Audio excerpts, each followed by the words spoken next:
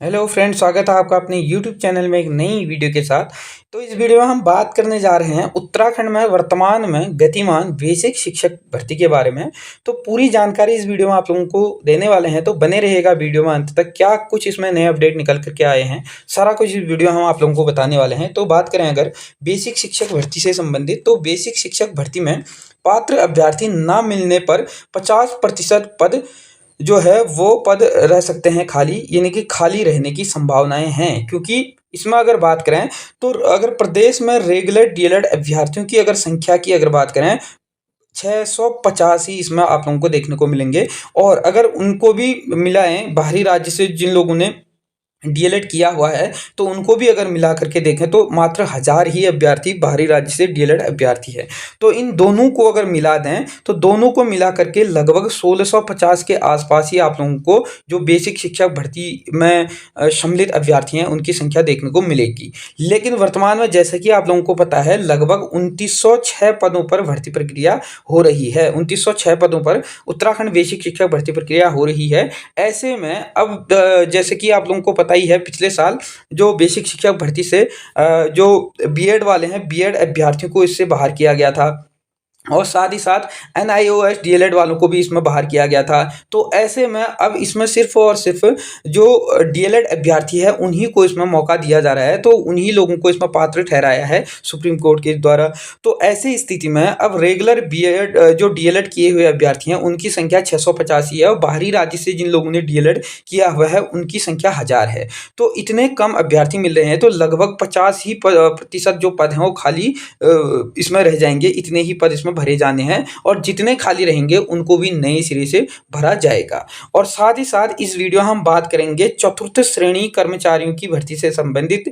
जैसे कि आप लोगों को पता ही है, काफी समय से मांग उठ रही है कि उत्तराखंड के जो सरकारी विद्यालय हैं वहां पर चतुर्थ श्रेणी के लगभग 2500 पदों पर भर्ती होनी है। तो इन पदों पर भी जल्द आप लोगों को भर्ती प्रक्रिया देखने को मिलेगी। और साथ ही साथ इस वीडियो हम बात करेंगे उत्तराखंड में 1544 जो अल्टी शिक्षक भर्ती प्रक्रिया चल रही है, जिसकी जो परीक्षा है वो आप लोगों को 18 अगस्त को होगी या नहीं होगी, इस बारे में भी आप लोगों को आगे इस वीडियो में हम बताने वाले हैं। तो बने रहिएगा वीडियो में अंत तक, पूरी जानकारी इस वीडियो में आप लोग को देने वाले हैं।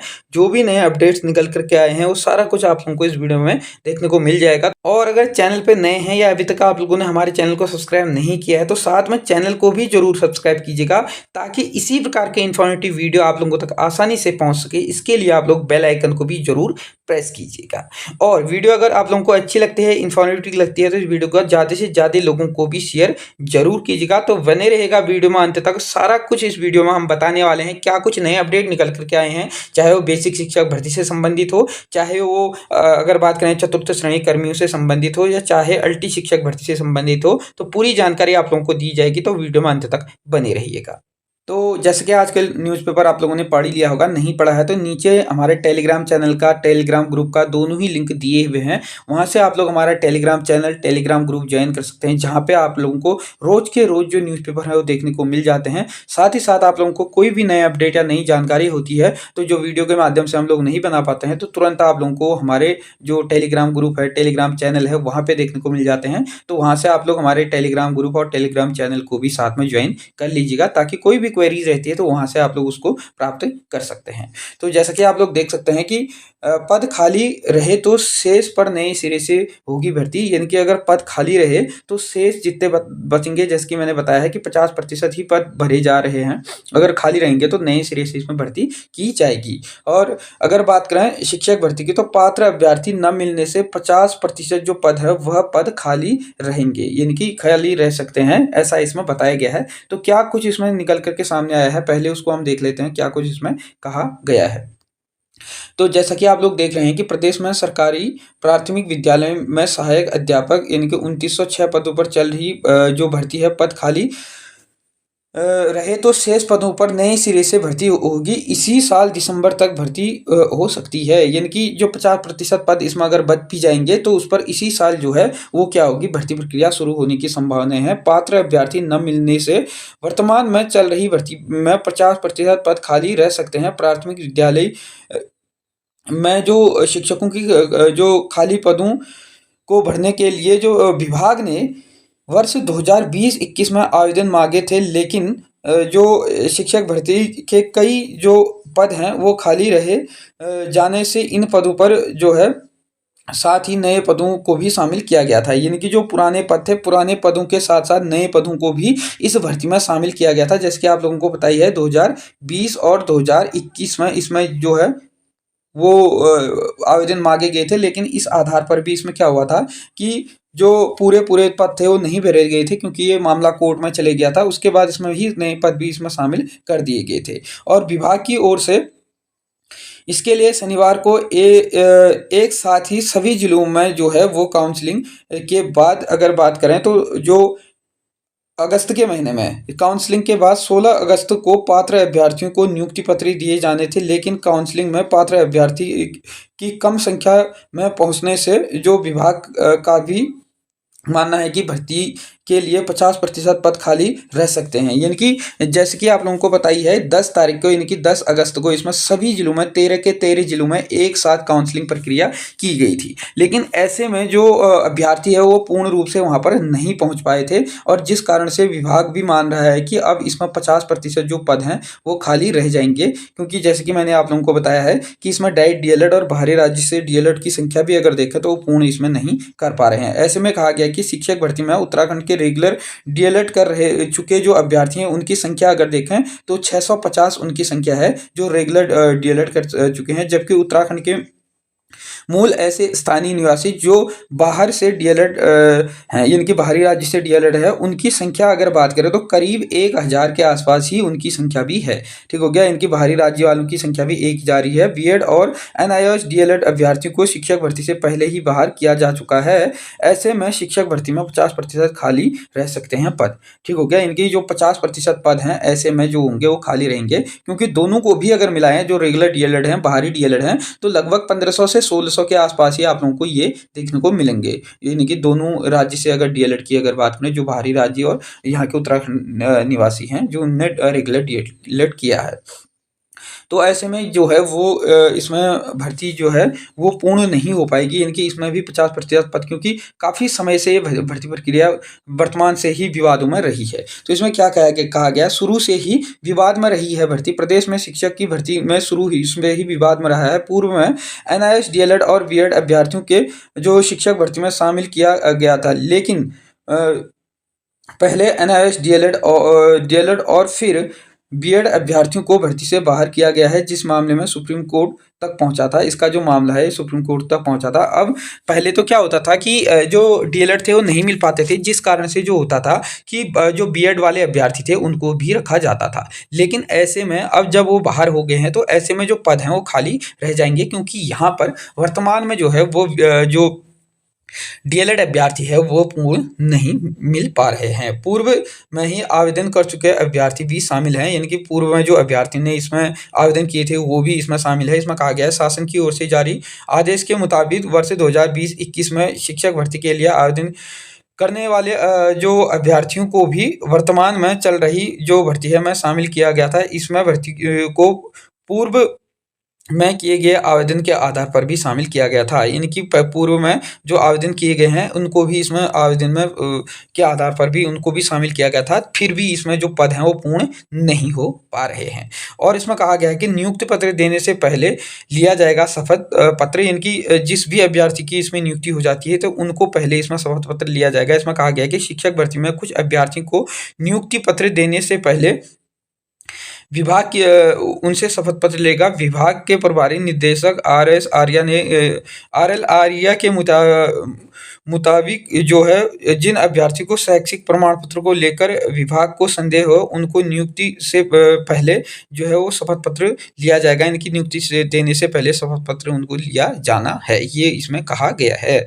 अब दूसरी जो खबर है इसमें शिक्षा विभाग से संबंधित वो क्या कुछ निकल करके आई है, तो इसमें भी हम लोग देख सकते हैं। जैसे कि इसमें आप लोग देख सकते हैं कि जो बीमार शिक्षक हैं उनका स्थानांतरण के लिए काउंसलिंग में बनेगा जो मेडिकल बोर्ड, यानी कि मेडिकल बोर्ड इसमें बनाया जाना है। इसमें कहा गया है, जैसे कि देख सकते हैं आप लोग।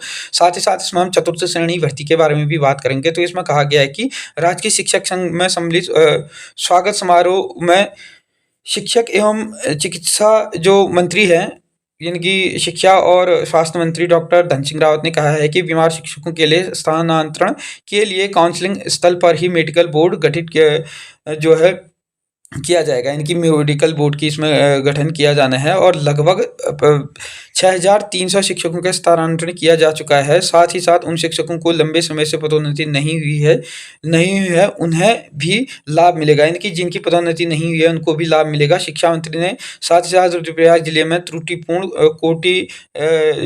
कोटिकरण है के में सुधार के लिए जो समिति है गठन की भी इसमें बात की गई है। राजकीय शिक्षा एवं प्रशिक्षण संस्थान में आयोजित सम्मान समारोह में मंत्री ने कहा है कि प्राइमरी शिक्षक में कमी नहीं होने दी जाएगी, यानी कि प्राथमिक शिक्षकों में कमी नहीं दी जाएगी, भर्ती में इनमें कमी नहीं होने दी जाएगी। और साथ में साथ कहा गया है कि जिन प्राइमरी स्कूल में 10 बच्चे हैं वहाँ पर 1 शिक्षक की व्यवस्था है, जबकि अगर बात करें जबकि 20 से 25 छात्र संख्या जहाँ पर है ऐसे वाले स्कूल में 2 और उससे भी अधिक छात्र संख्या वाले में 3 की तैनाती के लिए भर्ती की जाएगी, यानी कि इसके लिए भर्ती की जा रही है जैसे कि आप लोग देख रहे हो।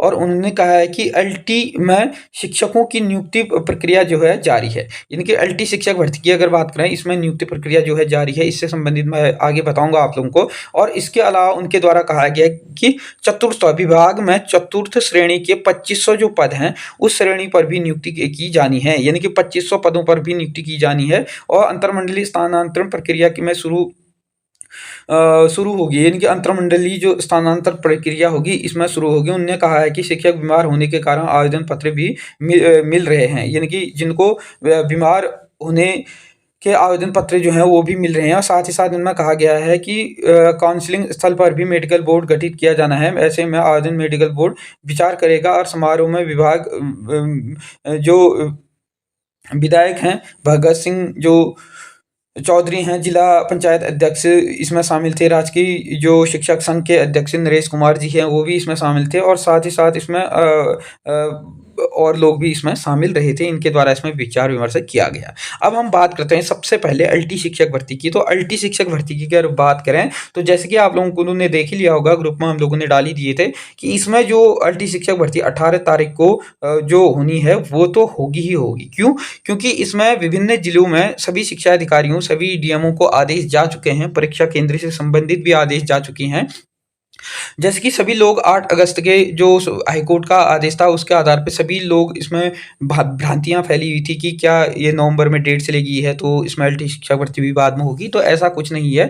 जो हाईकोर्ट ने कहा था कि उन अभ्यर्थियों को भी इसमें शामिल किया जाए जो आयोग की गणना जो गलत तरीके से आयोग ने की थी, तो उनको तो इसमें ऑफलाइन तरीके से आयोग ने इसमें शामिल किया जा चुका है। तो उन सभी ने लगभग इसमें जो है आवेदन कर चुके हैं। तो ऐसे स्थिति में अब 18 तारीख को होना तय है। और क्योंकि जिस प्रकार से आदेश भी जा चुके हैं, आदेश भी हो चुके हैं कि 18 अगस्त को जो है वो कहाँ पर कितने परीक्षा केंद्र बनेंगे वो सारा कुछ इसमें बताया जा चुका है। तो 18 अगस्त को आप लोग तैयार रहें एलटी शिक्षक भर्ती परीक्षा के लिए। और साथ ही साथ अगर बात करें 2500 जो पद हैं चतुर्थ श्रेणी की, तो ग्रुप डी की पदों पर भी भर्ती होनी है। तो जैसे कि मैंने पिछली वीडियो में आप लोगों को बताया था अगस्त के महीने तक आप लोगों को ये देखने को मिल जाएंगे।